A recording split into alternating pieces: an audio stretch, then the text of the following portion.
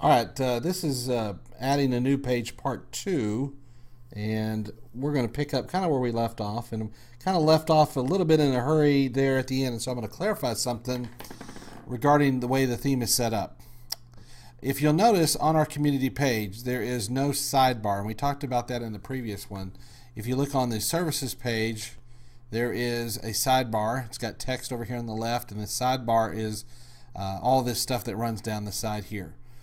But on the Contact Us page, for instance, we have no sidebar.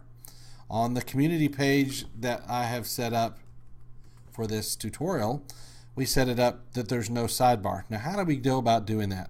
So this is going to continue on, and then we're going to talk about a few other things regarding adding new pages. I forgot that on this particular theme, it is a little different. So when I talked about earlier about this default template and changing it to the landing, really you never want to change that. We want to keep that to the default template all the time. In this particular theme, down here on this end, and this is where I got kind of at the end, I forgot that this theme had this setup. This allows you to set it up in the different way that you want to do. Now, for what we've done, we've kept it either to no sidebar, which you can see from the picture here, or the one with the sidebar on the right side. You can see the content is the square here, this is the header, and then the sidebar is on the right. If I switched it, I don't think it's going to work because we don't have I don't think it's have it set up, but let's just look and see what it does. So when I refresh my page, okay, well it does. It actually shifts over the sidebar over to that side. I wasn't sure if it'd do that. I don't recommend doing that because the rest of the site is not done that way, and you want a little consistency. You don't want people coming to your site and bouncing around all the different places. So what I would probably suggest that we do is just keep it either to the sidebars on the rights, or you do a no sidebar. And it just really depends on what you're putting on the site will determine which of the different options that you select. So in this case, let's just say we're going to put it on the right sidebar. We go back up to our page and update the page. Always have to update the page. We'll go back over here to community, and this should shift over to the right like it did.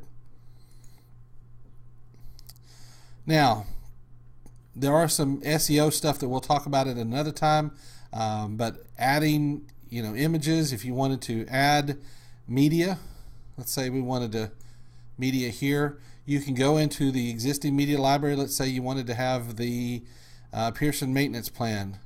You can put that, insert that into here, and then you can, it centers it on the page, but let's say you want it to do something differently. I hit that little icon there, and I can change this and move it over to the left. I can make it a little bit bigger or smaller. I can't really make it bigger, but I can make it smaller.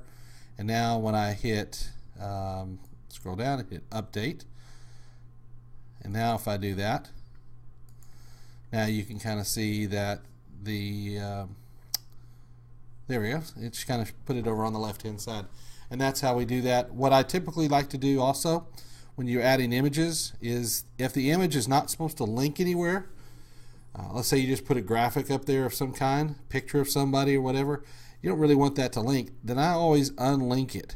So I hit that little chain link button over there, and it unlinks it. That way when you go, so right now it looks like if I was to click on that, it opens up that. I don't want that to happen. I don't need that to happen.